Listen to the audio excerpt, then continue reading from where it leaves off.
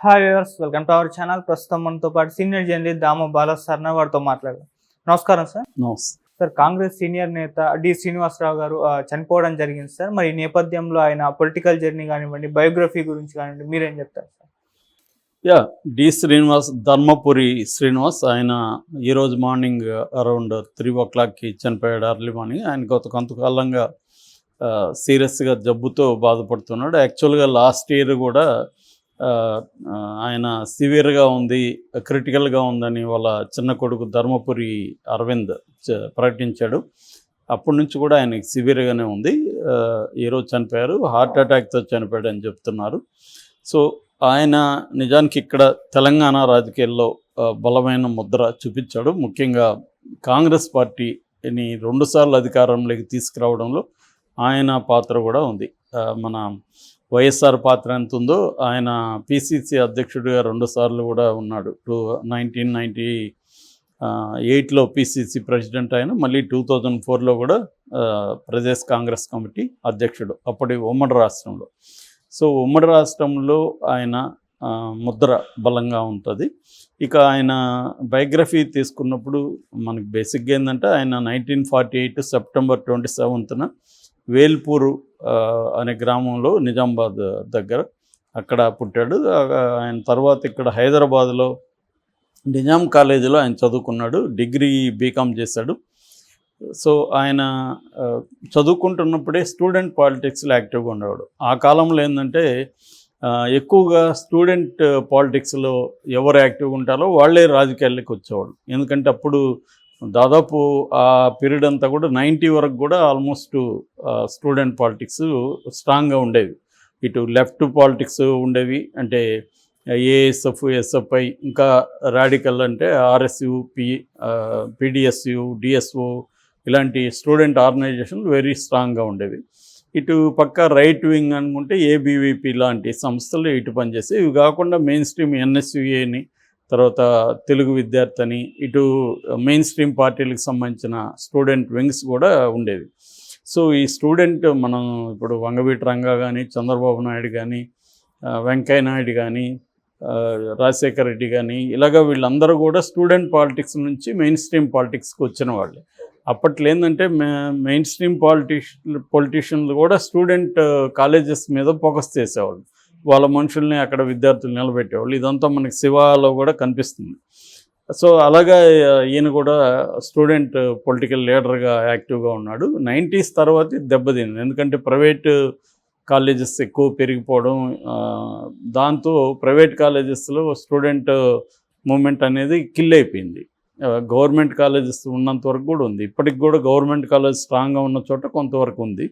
అది కూడా ఇప్పుడు ఏంటంటే కాంపిటేటివ్ ఎగ్జామ్స్ ఇవన్నీ వచ్చేసి ఎగ్జామ్ ఓరియంటెడ్గా మారిపోవడంతో, అంటే జాబ్ ఓరియంటెడ్, కెరియర్ ఓరియంటెడ్గా ఇవాళ మారిపోయింది. అప్పట్లో కెరీర్ ఓరియంటేషన్ ఉండేది కాదు. చదువుకునే వరకు ఏం ఉద్యోగాలు చేయబోతున్నాం అనేది ఎవరికి ఐడియా ఉండేది కాదు. ఓకే. సో అలా ఉండేది. ఇవాళ అది తగ్గిపోయింది ఆల్మోస్ట్. మనకి ఒక తెలంగాణ ఉద్యమంలోనే స్టూడెంట్ పాత్ర బలంగా కనిపిస్తుంది, మిగతా చోట్ల ఎక్కడా లేదు. సో ఈ నేపథ్యంలో చూసుకున్నప్పుడు డి శ్రీనివాస్ కూడా అటువంటి ఒక స్టూడెంట్ పాలిటిక్స్ నుంచి వచ్చాడు. 1989లో ఆయన కాంగ్రెస్లో జాయిన్ అయ్యాడు. జాయిన్ అయినాక అక్కడ నిజామాబాద్ నుంచి నిజామాబాద్ నుంచి ఎమ్మెల్యేగా గెలిచాడు. ఆయన మంత్రిగా కూడా పనిచేశాడు. తర్వాత 98లో ఆయన పిసిసి ప్రెసిడెంట్గా చేశారు. బేసిక్గా ఈయన మున్నూరు కాపు, అంటే బీసీ కిందకు వస్తుంది, మున్నూరు కాపు కులానికి చెందిన వ్యక్తి. సో బీసీల్లో నుంచి స్థాయికి ఎదగడం, లీడర్ అనేది కూడా గ్రేట్ అని చెప్పుకోవచ్చు. అయితే ఈయనకి మామ వరుస అయ్యే అరుగుల రాజారాం కూడా అప్పట్లో రాజకీయాల్లో ఉండేవాళ్ళు. ఆయన ఇన్ఫ్లుయెన్స్ ఈయన మీద ఉందని చెప్తారు. సో అది కూడా ఈయన మీద పనిచేసింది. సో అలాగా ఈయన మినిస్టర్గా పనిచేశాడు. 98లో పిసిసి ప్రెసిడెంటు, మళ్ళీ 99లో సెకండ్ టైం ఎమ్మెల్యేగా గెలిచాడు. ఆ తర్వాత అసెంబ్లీలో కూడా ఉపనాయకుడిగా కూడా పనిచేశాడు అన్నమాట. ఆ తర్వాత మళ్ళీ 2004లో ఈయన మళ్ళీ పిసిసి ప్రెసిడెంట్ అయ్యాడు. 2004లో థర్డ్ టైం మళ్ళీ ఎమ్మెల్యేగా గెలిచాడు. అప్పుడు వైఎస్ఆర్ క్యాబినెట్లో మంత్రిగా కూడా పనిచేశాడు ఆయన. అయితే 2009లో ఈయన ఓటమి చవి చూశాడు. మళ్ళీ 2010 ఉప ఎన్నిక జరిగితే అందులో కూడా ఓడిపోయాడు. మళ్ళీ 2014లో కూడా ఆయన ఓడిపోయాడు. సో 3 సార్లు ఓడిపోయాడు ఆయన లైఫ్లో. తర్వాత ఎమ్మెల్సీగా కూడా ఉన్నాడు ఆయన. 2013 నుంచి 15 వరకు ఎమ్మెల్సీగా కాంగ్రెస్లో ఉన్నాడు. అయితే రెండో టర్మ్ కూడా ఆయన ఎమ్మెల్సీగా తనని పెడతారు కాంగ్రెస్లో అని ఆయన నమ్మాడు. బట్ ఆయన పెట్టలేదు. దాంతో ఆయన కాంగ్రెస్ మీద కోపంతో అప్పట్లో టీఆర్ఎస్ ఉంటే 2015లో వెళ్ళి టీఆర్ఎస్లో చేరాడు. టీఆర్ఎస్లో మళ్ళీ అప్పటి నుంచి ఉన్నాడు. అయితే టీఆర్ఎస్లో కూడా ఆయన కొంత మళ్ళీ అసంతృప్తులు వస్తే 2023లో మళ్ళీ ఆయన బ్యాక్ వచ్చాడు. సో బేసిక్గా రాజకీయంగా తర్వాత బ్యాక్ వచ్చినాక పెద్ద యాక్టివ్గా లేరు ఆయన. అప్పటి నుంచి ఆరోగ్యం కూడా బాగాలేదు. సో ఇన్యాక్టివ్ అయిపోయాడు. సో ఆయన కాంట్రిబ్యూషన్ ప్రధానంగా మనం మాట్లాడుకోవాల్సిన ఏమంటే, ఒక బీసీగా ఉండి ఒక రాజశేఖర రెడ్డికి ధీటుగా ఎదిగి, ఒక రకంగా రాజశేఖర రెడ్డికి అసంతృప్తి వర్గంలో కూడా ఈయన ఉన్నాడు. కానీ ఈయన కొద్దిగా అల్ట్రా యాంటీ కాదు రాజశేఖర రెడ్డికి. పి జనార్దన్ రెడ్డి లాగా అట్లా కాకుండా కొద్దిగా ఈ అన్ని వర్గాల్ని కలుపుకొని పోయే ఒక స్వభావం ఉన్నది. సో క్రైసిస్ మేనేజ్మెంట్ చేయడం కానీ ఇటువంటివన్నీ ఈయన బాగా చేయగలిగాడు. అందుకని కాంగ్రెస్లో చూసుకుంటే ఎప్పుడైనా కూడా కాంగ్రెస్కి బయట ప్రతిపక్షం అవసరం లే, కాంగ్రెస్లోనే ప్రతిపక్షం ఉంటుంది.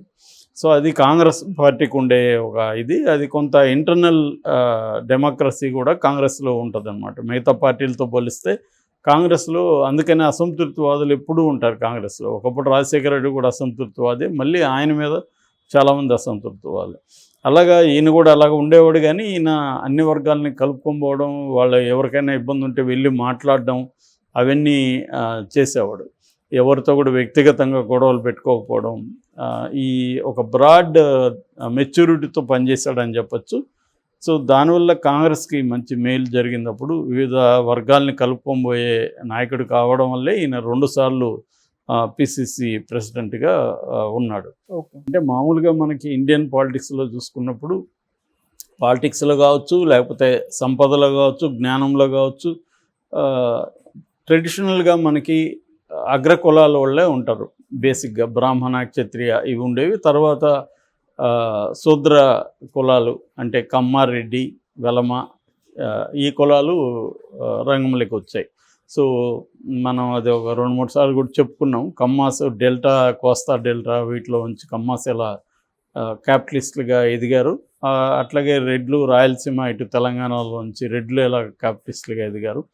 సో వీళ్ళే అధికారంలో కూడా పొలిటికల్ పవర్ కూడా వీళ్ళ చేతిలోనే ఉంది. కమ్మారెడ్డి బలంగా వీళ్ళ చేతిలోనే ఉంది. దాని తర్వాత మనకి కొంత చెప్పుకోవాల్సింది కొంత క్షత్రియ కమ్యూనిటీ, ఇటు వెలమ కమ్యూనిటీ వీళ్ళు కొంత వచ్చారు. ఆ తర్వాత కాపు కమ్యూనిటీ బీసీలకు పెద్దపీట వేయడం మొదలుపెట్టాడు. అలాగా ఇంక్లూజివ్ పాలిటిక్స్ అంటారు. అంటే వివిధ వర్గాల్ని ఇంక్లూడ్ చేసుకుంటా వెళ్ళాలి, అప్పుడే అది బ్రాడన్ అవుతుంది. అలాగా వీళ్ళ సంఖ్యరీత్యా బీసీలు బలంగా ఉంటారు కాబట్టి బీసీలను అనివార్యంగా మెయిన్ స్ట్రీమ్ పొలిటికల్ పార్టీలోకి తీసుకోవాల్సి వచ్చింది. వాళ్ళకి పవర్ షేర్ చేసుకోవాల్సి వచ్చింది. ఆ క్రమంలో ఇలాగా నాయకులు ఎదగడానికి కూడా ఈ నేపథ్యం అంతా కూడా కారణం. డి శ్రీనివాస్ లాంటి వాళ్ళు ఎదగడానికి.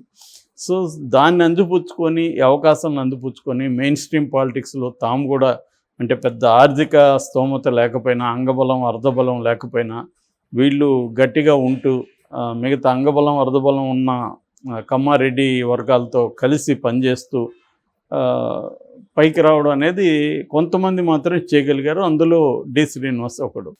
దీనికి ఏంటంటే ఇదంతా అర్థం చేసుకునే ఒక తెలివితేటలు ఉండాలి, ఓపిక ఉండాలి, బ్రాడ్ మైండెడ్నెస్ ఉండాలి, మెచ్యూరిటీ ఉండాలి. ఇవన్నీ ఆయనకి ఉన్నాయి మనకి. అట్లాగే ఆయన వారసత్వం తీసుకుంటే మనకి ఆయనకి 2 కొడుకులు, భార్య కూడా ఉంది. మొదటి అబ్బాయి పేరు సంజయ్, అతను నిజామాబాద్ మేయర్గా పనిచేశారు. ఇప్పుడు రెండో కొడుకు ధర్మపురి అరవింద్, అతను వెరీ పాపులర్ తెలంగాణలో, బీజేపీలో ఉన్నాడు. ఇప్పుడు నిజామాబాద్ నుంచి కవితను ఓడించి వచ్చిన వ్యక్తి. సో అతను రెండో కొడుకు. సో ఆ రకంగా తన లెగసీని ఆయన, అంటే బీసీలో ఉండే రాజకీయ లెగసీని వదిలాడు. తన వ్యక్తిగతంగా కూడా తన లెగసీలో తన కంటిన్యూ అవుతున్నాడు. Okay, thank you so much.